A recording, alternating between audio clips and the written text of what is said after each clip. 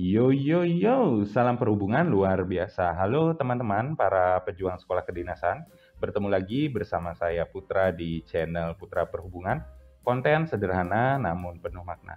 Jadi teman-teman, di hari Sabtu ini kakak ingin menyampaikan dulu ya bahwa ternyata pengikut dari channel Putra Perhubungan itu bukan hanya dari teman-teman yang ingin mendaftar di sekolah kedinasan ya, tetapi juga ada para orang tua yang tidak kalah semangatnya untuk mempersiapkan putra-putrinya menjadi taruna di sekolah kedinasan. Dan itu merupakan salah satu langkah awal yang cukup bagus, terutama untuk para orang tua ya, karena kesuksesan dari anak itu 80% dari orang tua ya, kita tidak bisa memungkirinya. Maka dari itu, di video kali ini saya ingin memberikan masukan kepada para orang tua agar bisa menjadikan anaknya sukses menjadi taruna di sekolah kedinasan untuk tahun 2023. Dan pengalaman ini saya bagikan berdasarkan dari pengalaman orang tua saya yang merupakan seorang guru dan sukses menyekolahkan ketiga anaknya di sekolah kedinasan yang berada di Indonesia. Dan di sini saya ingin menyampaikan bahwa saya tidak bermaksud untuk menyombongkan diri, hanya membagikan beberapa pengalaman supaya Bapak Ibu bisa mengikuti agar anak-anaknya bisa sukses menjadi taruna. Mau diikuti monggo, tidak diikuti juga tidak apa-apa.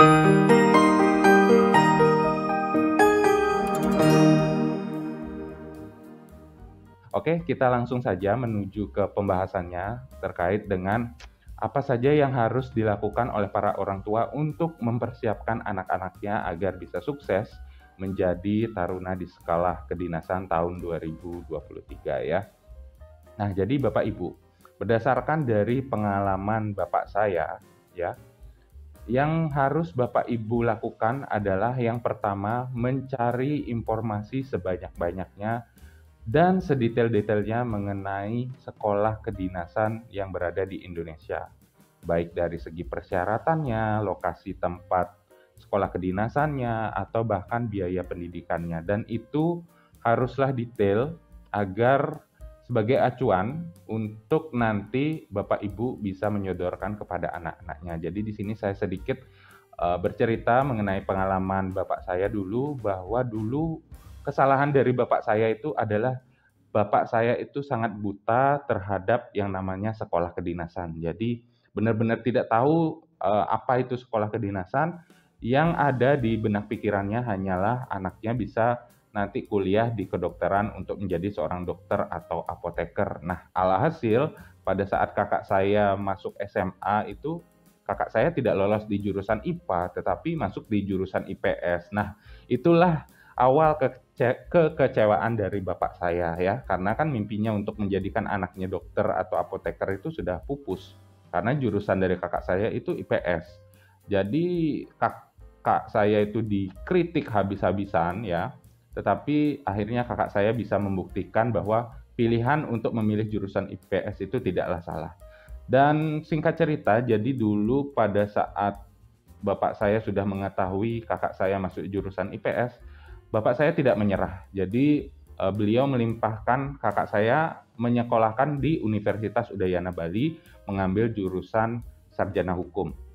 Baru pada fase awal masuk ya, yaitu pada masa uh, ospek itu, ada teman dari bapak saya yang menawarkan agar mengikuti tes sekolah tinggi akuntansi negara bersama anaknya. Jadi singkat cerita, anak teman bapak saya itu dengan kakak saya itu melakukan tes bareng-bareng untuk menjadi seorang mahasiswa STAN. Dan singkat ceritanya lagi, aduh singkat cerita mulu ini. Jadi kakak saya yang lolos, anak dari teman bapak saya tidak lolos ya, dan mungkin kurang beruntung atau bagaimana saya juga tidak tahu. Dan dari sanalah pikiran bapak saya itu masih terbuka tetapi masih separuh, teman-teman. Kenapa kakak bilang masih separuh? Jadi sekarang di benak pikirannya itu hanya sekolah kedinasan itu hanya STAN saja, tidak ada sekolah kedinasan yang lainnya. Beliau belum mengetahui apa itu STPDN, apa itu STMKG, apa itu STTD. Beliau tidak mengetahui. Yang diketahui hanya STAN saja. Dan pada zaman itu juga sistem informasi tidak secanggih sekarang ya teman-teman. Jadi tidak disalahkan juga sih bapak saya karena minimnya informasi, tidak seperti sekarang ada YouTube, ada Facebook. Jadi pada saat giliran saya mau lolos atau mau lulus di SMA ya teman-teman, bapak saya mengarahkan untuk mengikuti jejak kakak saya menjadi uh, mahasiswa di STAN. Tapi 3 kali percobaan saya tidak lolos. Tidak lolos dan akhirnya saya disekolahkan di Diploma 1 Pariwisata dan Perhotelan ya. Jadi saya dulu sempat 4 tahun kerja di hotel ya teman-teman sebagai seorang waiter. Kemudian bapak ibu saya itu tidak menyerah teman-teman. Dan akhirnya teman dari ibu saya itu memberikan informasi terkait dengan Sekolah Tinggi Transportasi Darat yang kebetulan anak dari teman ibu saya itu merupakan seorang alumni. Jadi beliau menyampaikan informasinya kepada ibu saya dan saya disuruh untuk mencoba dan akhirnya saya lolos.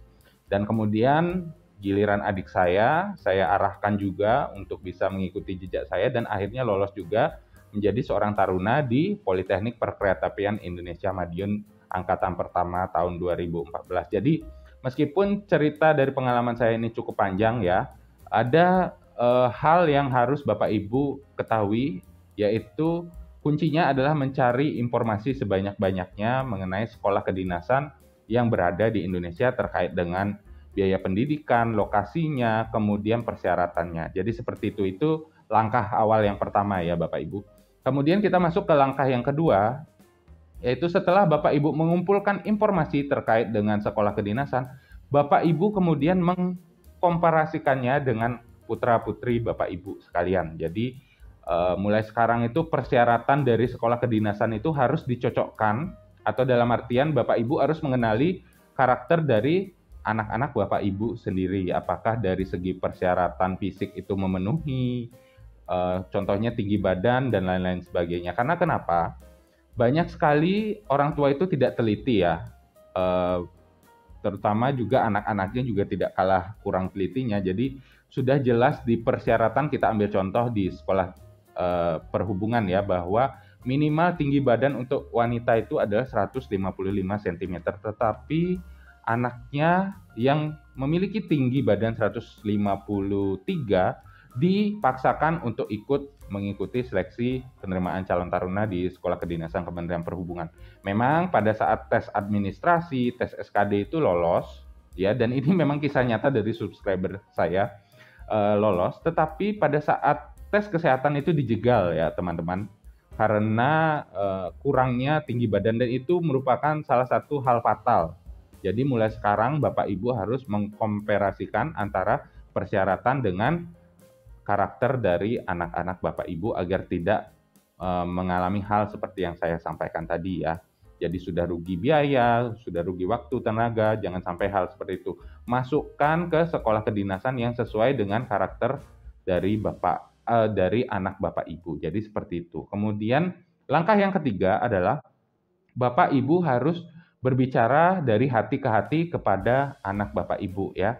Dalam hal apa, Bang? Nah, jadi dalam hal sekolah kedinasan yang telah Ibu gali informasinya. Jadi bisa berbicara dari hati ke hati, Dek, ini ada sekolah kedinasan di Indonesia, yaitu ada STTD, ada STPDN, ada STMKG, ada Sekolah Sandi Negara.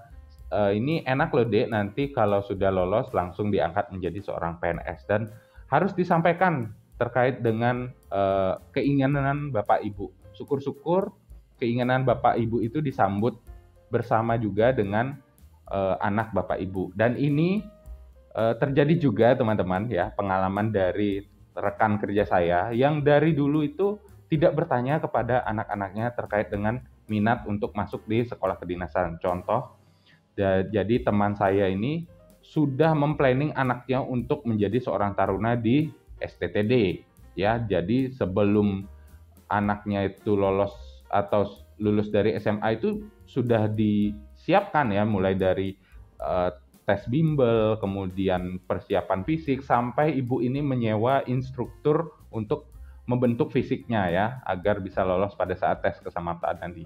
Memang pada awalnya mengikuti tes SKD itu, anak ini lolos dengan nilai yang berpotensi untuk bisa lolos sampai tahap akhir. Tetapi teman-teman, Alhasil anak ini baru bisa mengutarakan keinginannya bahwa dia tidak ingin menjadi taruna di sekolah kedinasan Kementerian Perhubungan. Bagaikan disambar geledek ya teman-teman. Ibu ini benar-benar kecewa sampai stres karena sudah menginvestasikan begitu banyak waktu, tenaga, bahkan biaya untuk mengarahkan anaknya menjadi seorang taruna di sekolah kedinasan Kementerian Perhubungan. Tetapi untuk saja teman saya ini yang merupakan orang tua dari anak tersebut bisa legowo dan memberikan kebebasan untuk memilih masa depan dari anak tersebut di tangan anak tersebut. Jadi seperti itu ya. Jadi maksud saya berbicara seperti itu, jangan sampai hal itu terjadi kepada anak bapak ibu ya, di tengah jalan malah mengundurkan diri, padahal bapak ibu sudah menginvestasikan begitu banyak waktu, tenaga, biaya, yang ujung-ujungnya anak ibu tidak mau masuk di sekolah kedinasan. Jadi seperti itu. Dan yang terakhir bapak ibu, langkah atau hal yang harus dipersiapkan adalah Bapak Ibu harus sudah mulai mempersiapkan dalam hal biaya pendidikan sedini mungkin. Kenapa saya sampaikan seperti itu? Ambil contoh ya, seperti di video-video saya sebelumnya, bahwa sekolah kedinasan di bawah Kementerian Perhubungan itu tidaklah gratis alias berbayar ya. Dan bayarannya pun juga tidak murah teman-teman, sampai ratusan juta ya. Mulai sekarang Bapak Ibu setelah mencari informasi mana yang dapat beasiswa, mana yang ditanggung negara, mana yang mendapat uang saku, mana yang berbayar, itu Ibu harus sudah mengetahui dari sedini mungkin supaya bisa memanage berapa biaya yang akan nanti dikeluarkan. Jadi persiapan finansial itu yang langkah keempat yang bisa saya sampaikan. Jadi seperti itu Bapak Ibu, kesimpulannya bahwa ada 4 hal yang harus Ibu lakukan untuk mempersiapkan anak didik Bapak Ibu menjadi calon taruna di sekolah kedinasan. Yang pertama yaitu Bapak Ibu harus mencari informasi sebanyak-banyaknya dan sedetail-detailnya terkait dengan sekolah kedinasan di Indonesia. Kemudian yang kedua, mencocokkan antara persyaratan dan karakter dari anak Bapak Ibu. Kemudian yang ketiga adalah berbicara dari hati ke hati, menanyakan minatnya apakah mau ikut sekolah kedinasan atau tidak, karena itu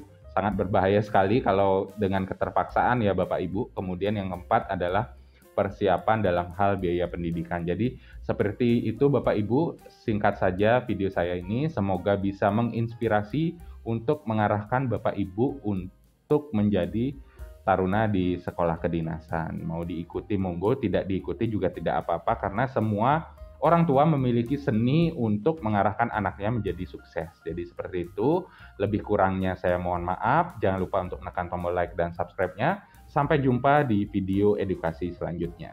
Dadah.